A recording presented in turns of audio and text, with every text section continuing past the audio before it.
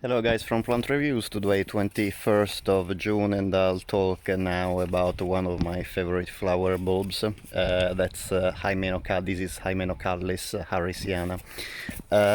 This is also called a spider lily. Hymenocallis is a genus in the family Amaryllidaceae, comprising about 60 species of bulbous perennial plants.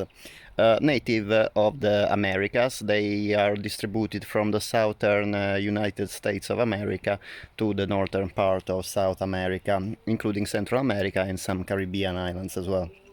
They are basically plants that are related to other very common garden plants, the Eismene, like the Eismene sulfur queen and the Eismene crossvestalis, but they belong to a different genus. This is because while Eismene usually have a stalk coming from the bulb, you can see that in Hymenocallis the leaves basically originates from the top of the bulb. They don't really do a stalk, and the flowers as well are a bit different. They are usually not striped green in the center. Indeed, as you can see, they are absolutely pure white in most of the species, and the shape, however, resembles quite a lot the Eismene. The Hymenocallis name means beautiful membrane. Kallos in Greek is beautiful, and hymenos is membrane, and actually this name is due for the membrane, so this central membrane connecting the anthers, as you can see, the yellow anthers, to the perianth.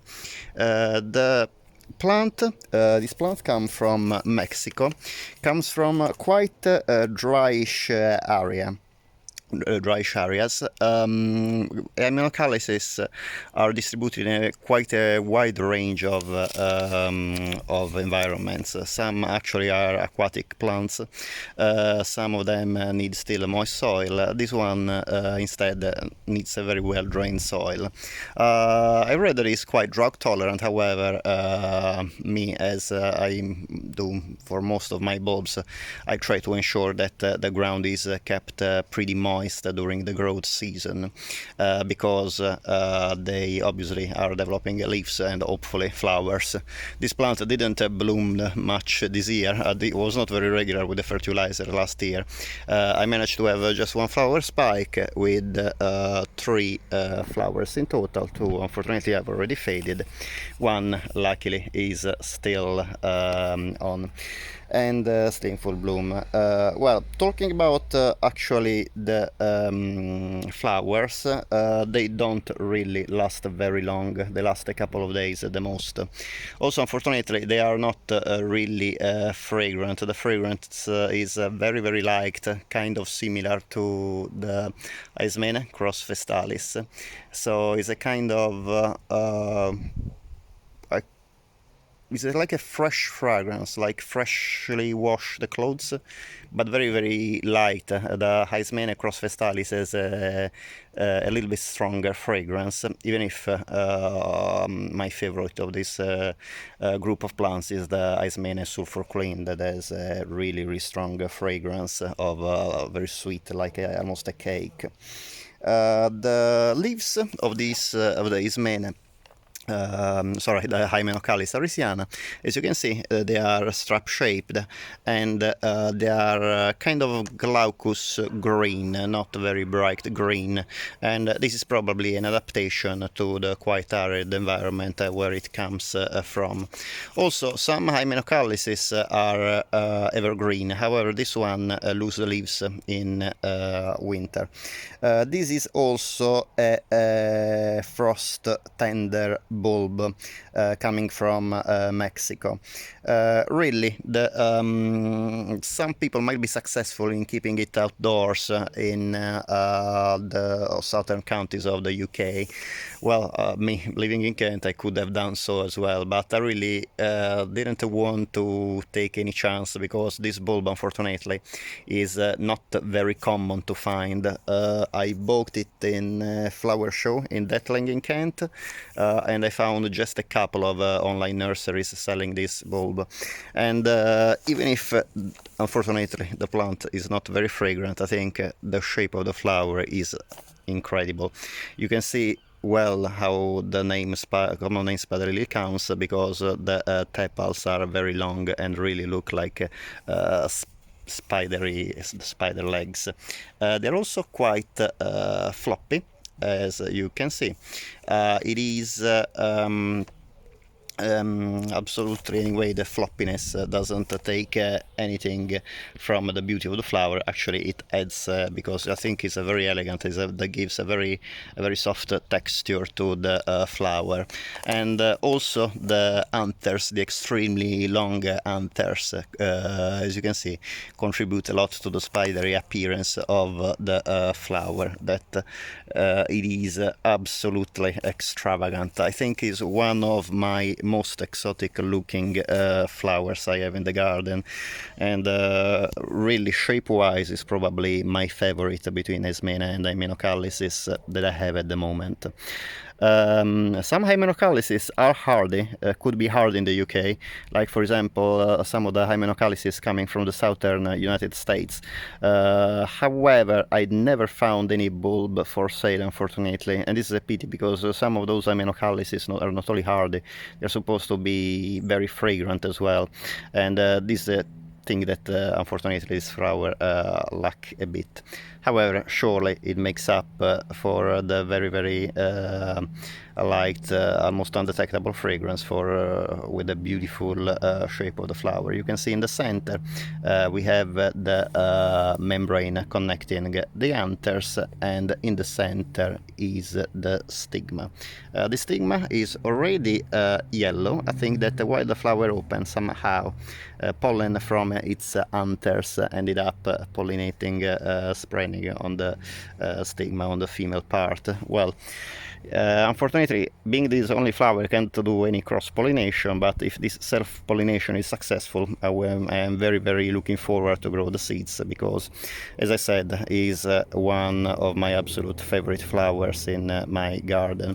This is plant that is not for everybody, really. As I said, the flowers don't last very long, just a couple of days, and it is also they are usually produced in not such a high number. It's not really incredibly proliferous bloomer.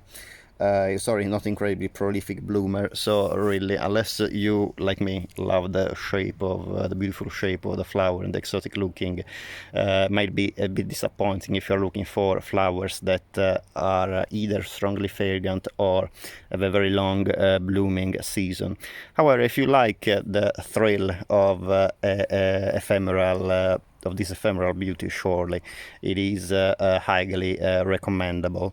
Absolutely. About the pollination of this flower, as usual, in this one actually it's very easy. Probably I don't even need to take the anthers out to pollinate the flower. I'll just move the anthers. I mean, they're so long that, as you can see, I can easily reach the center of the flower. One second, I try to focus. And yeah, you can see now I made it even yellower. And one second, a little bit more. Well, there's so much pollen really on this plant that it is very easy to self-pollinate. Sorry guys, I'll try to focus again. And as you can see, okay, cool. And I didn't even ruin the flower taking out any anthers from this plant. It is absolutely gorgeous. I will keep you updated, obviously, if there is any seed pod developing from my plant. Cultivation-wise, these bulbs are, when you find them, are available as a spring bulbs. So you can buy them from January to April, May, sometimes until June.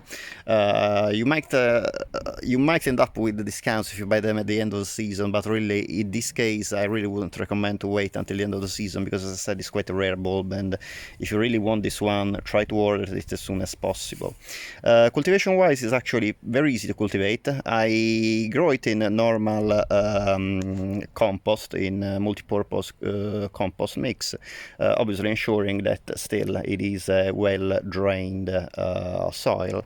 The plant loves full sun as mini bulbs, so as usual, well-drained soil and full sun, as for many of the bulbous plants we grow, are the best conditions to grow this plant.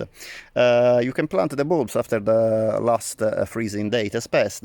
Personally, I potted my bulbs in mid-May, and I'm really glad that I had at least one flower escape so far. I'm not too sure if there will be any more coming. I will see. Surely this year I will try to be a bit more regular with the fertilizer. And other than that, well, obviously, if you want a tropical looking garden, this is surely one of the best plants you can grow in a tropical looking garden.